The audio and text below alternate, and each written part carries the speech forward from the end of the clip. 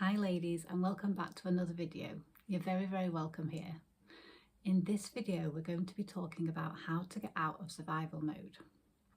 So I have 7 points to go through. But first of all, what is survival mode?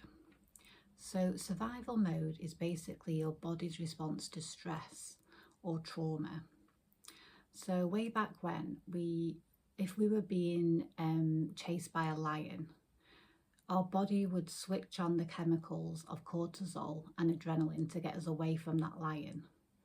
However, the problem is if this stress response is stayed switched on, then it will keep you in that state of fight or flight and keep you in your head, and it will hinder your ability to create things and to feel love and feel peace, because you're always in this state of stress and your nervous system needs to be regulated. Living in this modern day society, a lot of people are in survival mode because there are certain expectations that we have to be a certain way or do certain things in order to be successful and to be perceived as okay by society. So naturally our bodies switch on this survival mode. Also, being really busy and rushing round switches on this survival mode. So there's a lot of things about modern day society that switch on this survival mode, and it's very difficult to get out of it. A lot of people don't even know that they're in this survival mode.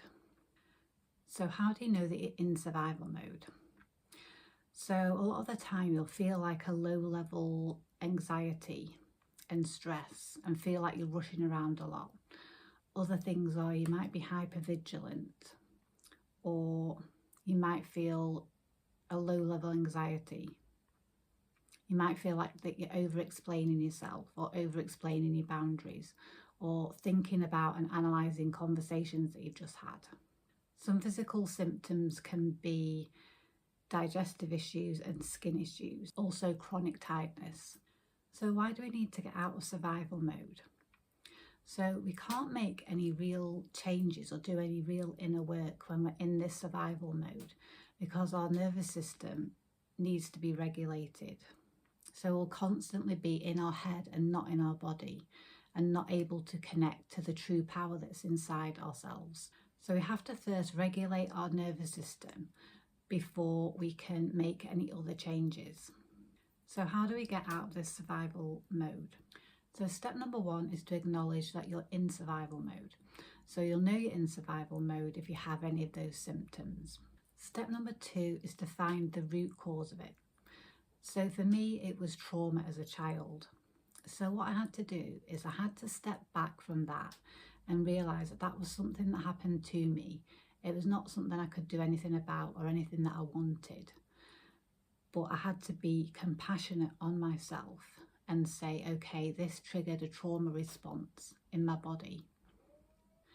But I had to be compassionate with myself, because if you berate yourself for being in this survival mode and for having these feelings or having certain behaviours, you're just going to compound it. So it'll reinforce the anxiety and reinforce the bad feelings.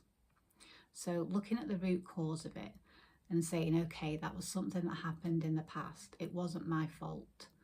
And now I'm going to move on from that. Point number 3 is to know that your body wants to feel more of what is familiar to it. So if you're used to feeling the feeling of anxiety, then your body will crave more of that anxiety. It's just how it's built.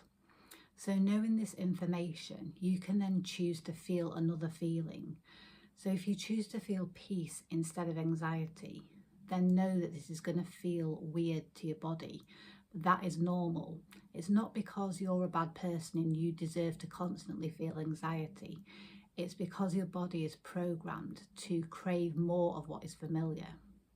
So make the feeling of peace and wholeness and love familiar instead of the feeling of anxiety. Number 4 is connecting with the divine. So you can call it God or the divine or the creator or the universe, whatever you want to call it. So if you sit before this force of energy, this creator, and ask yourself these questions. So does God want me to be in a constant state of stress? Would me being in a constant state of stress and anxiety benefit anybody else in this world? Does God want me to live in a way where I can't really connect to other people or fulfill my purpose in life? Would God want me to feel calm and confident and clear-minded and to fulfill my purpose? Maybe He'd want me to be successful and abundant and be able to help wider society. So for this week, sit down and really ask yourself these questions and write down the answers, and ask yourself these questions in front of a loving God. So ways that I connect with God are through meditation and really sitting in those feelings of love and peace and wholeness. And also walking in nature as well is a really good way of connecting with God and just seeing creation. Number 5 is feeling safe in your body and releasing trapped emotions. This will connect you back to your body, but you can only do this when you know that you deserve to be in a place of peace and not feeling this low-level stress and anxiety. So exercise is to feel safe in your body and release the trapped emotions. So for me, I had this block of speaking up to people because I didn't feel safe to speak up to people. So if you have this block, a really, really good exercise is to scream into a pillow. So if you imagine that you were going to speak to somebody, but you couldn't say what you wanted to say, scream into the pillow and imagine saying what you really wanted to say to the person. Somatic shaking is a really good way of releasing trapped emotions. I'll try and link a video in the description, but if I can't, then just type somatic shaking into YouTube and it'll bring up different videos.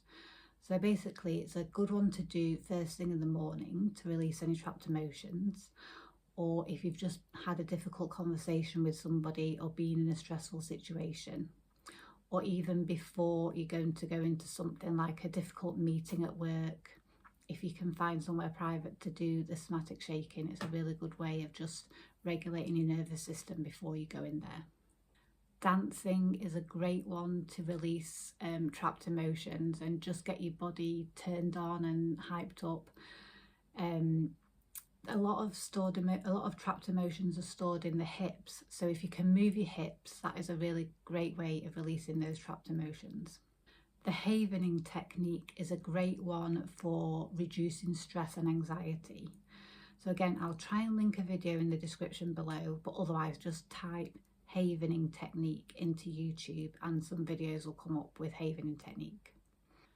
Daily meditation is a great one. I try and do this every day, and I just connect to the feelings of love and joy and peace and just sit in those emotions and connect to the Creator, connect to God, connect to my powerful inner being. Ice baths are really great ones. I do these sometimes and it really, really does help to regulate your nervous system and just make you feel alive and calm. However, with ice baths, I would say that if you have any kind of medical condition or if you're just not sure about it, then just don't do it, or check with your doctor before you do it. Also, really simply just telling your body that we are safe will calm your body right down. And then bringing yourself back into the present moment in every situation. So if you're in the present moment, there's no past and you don't need to worry about the future. You are safe right now in the present moment. So number 6 is nutrition and exercise. So things like ultra-processed foods and alcohol are really bad for your brain chemistry. There's a lot of research showing that these things are really bad for your brain chemistry. So they can cause symptoms like brain fog and fatigue, anxiety, moodiness, stress. So if you can really cut down on these foods or even eliminate them completely, you're going to be doing yourself a massive favour when it comes to these feelings of anxiety and stress. Also, caffeine can really heighten your cortisol levels, so cutting down on caffeine is a really good idea. And also, if you have midday as a cut-off time for drinking caffeine, that's really good because then it will not affect your sleep as well. Exercise is also a great way of relieving stress and anxiety. So pick something that you really enjoy. So maybe it'd be like a walk in nature, or a HIIT class at the gym, or weight training at the gym. Whatever sits better with you, pick that exercise and do it. But moving your body is one of the best ways to release stress and anxiety. And finally, number 7, make sure that you're getting a good night's sleep. So a lack of sleep or bad sleep can really affect our stress levels, and it can cause a whole host of stress-related symptoms as well. So some tips for a better night's sleep are to stop drinking caffeine before midday, create a sleep routine, so a bedtime and a wake time, avoid screens at least 2 hours before you go to bed, and or wear blue light blocking glasses. Do the relaxation techniques we talked about earlier. Also, exercise really helps you to get a good night's sleep as well. Eating well. Use blackout blinds or curtains in your bedroom. Wear comfortable, breathable fabrics to bed. Make sure that your bedroom is the right temperature for you to go to sleep. So often if it's too hot, then this will cause you to wake up in the middle of the night. Do a brain dump before you go to bed. This is a really good one because it'll just get out any worries that you have on paper. And also if there's things that you need to do in the morning, then just write down those as well on the piece of paper, just so that you know that you'll remember to do them in the morning. And finally, keep a sleep diary and just monitor the conditions where you sleep the best at night. So when you get out of survival mode, you'll be streets ahead of other people, and you'll find it a lot easier to live life, to make decisions, to attract the life that you want, and to create abundance. So I really hope that this video helped, and I will see you in the next one. Okay, bye.